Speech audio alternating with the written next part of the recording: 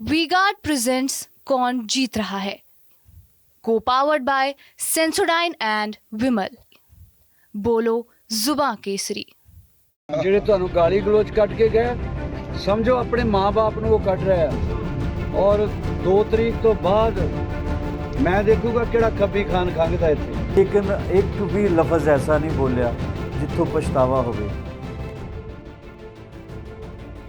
लोकसभा हलका फरीदकोट से भाजपा उम्मीदवार पद्मश्री हंसराज हंस भले ही चुनाव हार गए हैं, लेकिन इसके बावजूद लगता है वो अपनी हार से सबक नहीं ले रहे हैं। हंसराज हंस ने एक बार फिर से किसानों को लेकर टिप्पणी की है। असल में बीते दिन पद्मश्री हंसराज हंस अपनी हार के बाद पहली बार मीडिया से रूबरू हुए और इस दौरान किसानों को 2 जून के बाद देख लूंगा वाले बयान को लेकर हंसराज हंस बोले, मुझे इस पर कोई पछतावा नहीं है। आपको बताएं इस बयान को उन्होंने क्यों बोला, इसकी भी सफाई उन्होंने दी है। हंसराज हंस ने कहा कि जब हमारी बेटियों पर हमला किया जा रहा था तो उस वजह से मैंने ये बयान दिया था। इसके साथ ही उन्होंने कहा कि मैंने सभी किसानों को नहीं कहा था, लेकिन जिन्होंने मेरे वर्कर महिलाओं को गालियां दी थी, मैंने उन लोगों के लिए ये टिप्पणी की थी। हालांकि इस टिप्पणी को लेकर हंसराज हंस को काफी विरोध का सामना करना पड़ा और हो सकता है यही विरोध उनके हार का कारण भी बना हो।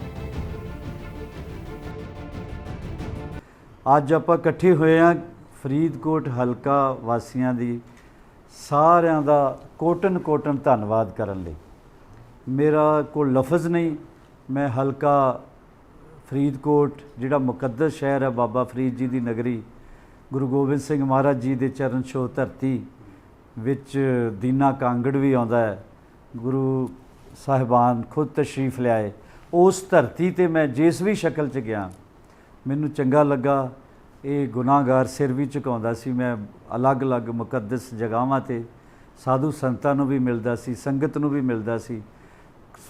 ਸਾਰੀ ਜਨਤਾ ਦਾ, ਫਰੀਦਕੋਟ ਦੀ ਜਨਤਾ ਦਾ, ਸਾਰੀ ਸੰਗਤ ਦਾ ਮੈਂ ਔਰ ਮੇਰੇ ਸਾਥੀ ਤਹਿ ਦਿਲੋਂ ਰੂਹਾਨੀ ਤੌਰ 'ਤੇ ਬਾਹਰੋਂ ਤੇ ਅੰਦਰੋਂ ਸਾਰੀ ਜ਼ਿੰਦਗੀ ਲਈ ਮੈਂ ਧੰਨਵਾਦੀ ਰਵਾਂਗਾ। ਜਿੰਨੀ ਦੇਰ ਮੈਂ ਜ਼ਿੰਦਾ ਤੁਹਾਡਾ ਸ਼ੁਕਰਗੁਜ਼ਾਰ ਰਵਾਂਗਾ।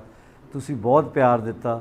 ਬੀਜੇਪੀ ਦੇ ਸਾਰੇ ਵਰਕਰ ਸਾਹਿਬਾਨ ਦਾ, ਦੋਨੇ ਜ਼ਿਲ੍ਹਾ ਅਧਿਆਕਸ਼ਾਂ ਦਾ, ਕਨਵੀਨਰਸ ਦਾ, ਜਿਹੜਾ ਸਾਰੇ ਇਲਾਕੇ ਦੇ ਚੀਫ ਬਣੇ ਉਹਨਾਂ ਦਾ, ਇੱਕ ਵਰਕਰਸ ਦਾ ਮੈਂ ਧੰਨਵਾਦੀ ਹਾਂ। ਫਰੀਦਕੋਟ ਤੋਂ ਹਾਰਨ ਦੀ ਵਜ੍ਹਾ ਕੋਈ ਵੀ ਹੋ ਸਕਦੀ ਆ।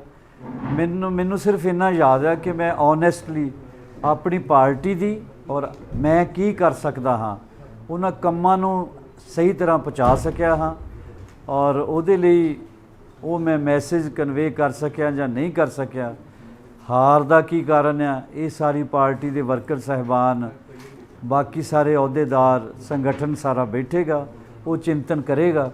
ਮੈਨੂੰ ਤਾਂ ਸਿਰਫ ਮਾਈਕ ਅੱਗੇ ਬੋਲਣਾ ਆਉਂਦਾ। ਬਹੁਤ ਜ਼ਿਆਦਾ ਨਿਰੋਲ ਸਿਆਸੀ ਤਕਰੀਰ ਵੀ ਨਹੀਂ ਆਉਂਦੀ ਔਰ ਸਿਆਸਤ ਦੀਆਂ ਬਰੀਕੀਆਂ ਤੋਂ ਵੀ ਮੈਂ ਇੰਨੇ ਸਾਲਾਂ ਬਾਅਦ ਵੀ ਮੈਂ ਵਿਹੋਣਾ ਹੀ ਹਾਂ। ਮੈਨੂੰ ਵਾਂਝਾ ਹੀ ਰਹਿ ਗਿਆ।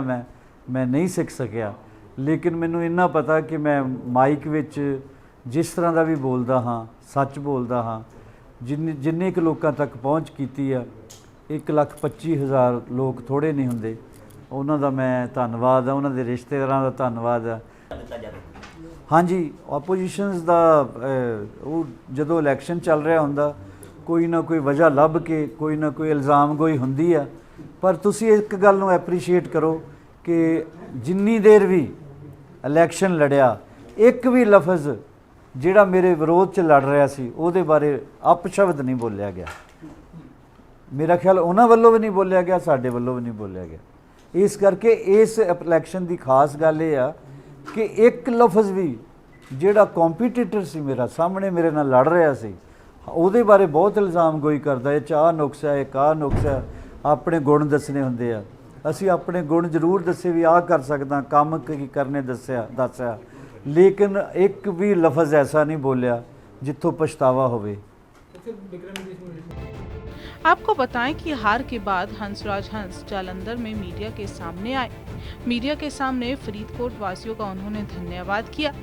और पंजाब में बीजेपी की हुई करारी हार पर उन्होंने कहा कि भाजपा पंजाब में सभी सीटें हार गई हैं, तो इसको लेकर सोच विमर्श करना जरूरी है कि इसके पीछे क्या वजह है।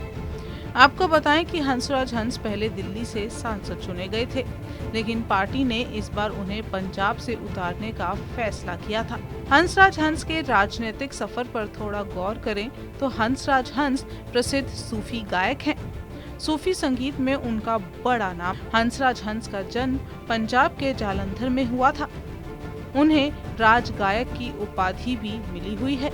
आपको बताएं, हंसराज हंस ने अपनी राजनीति की शुरुआत शिरोमणि अकाली दल से की थी। साल 2009 के लोकसभा चुनाव में वो पहली बार मैदान में उतरे थे, लेकिन हार का सामना करना पड़ा था। इसके बाद हंसराज हंस ने अकाली दल को छोड़ दिया और फिर वो कांग्रेस में शामिल हो गए। कांग्रेस के साथ भी हंसराज हंस का नाता ज्यादा देर तक नहीं चल पाया और महज 2 साल के बाद ही उन्होंने पार्टी को छोड़ दिया। हंसराज हंस ने साल 2016 में बीजेपी को ज्वाइन किया और 2019 के आम चुनावों में बीजेपी ने उन्हें दिल्ली के पश्चिमी सीट से चुनावी मैदान में उतारा और वो जीतकर लोकसभा पहुंचने में कामयाब रहे। हालांकि 2024 के चुनाव में हंसराज हंस को दिल्ली की जगह उन्हें पंजाब में उतारा गया। आपको बताएं कि हंसराज हंस का 2024 के लोकसभा चुनावों में करारी हार के बाद कहना है कि आगे भविष्य में मैं चुनाव लड़ूंगा या नहीं, इसके बारे में अभी सोचा नहीं है।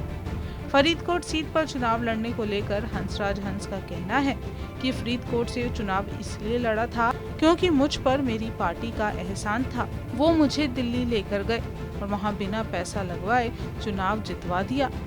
अब मेरी बारी थी, जहाँ से पार्टी ने मुझे कहा मैं वहाँ जाकर चुनाव लड़ा। भले ही हंसराज हंस चुनाव हार गए हों, लेकिन बतौर गायक वो अभी भी लोगों के दिल पर राज करते हैं।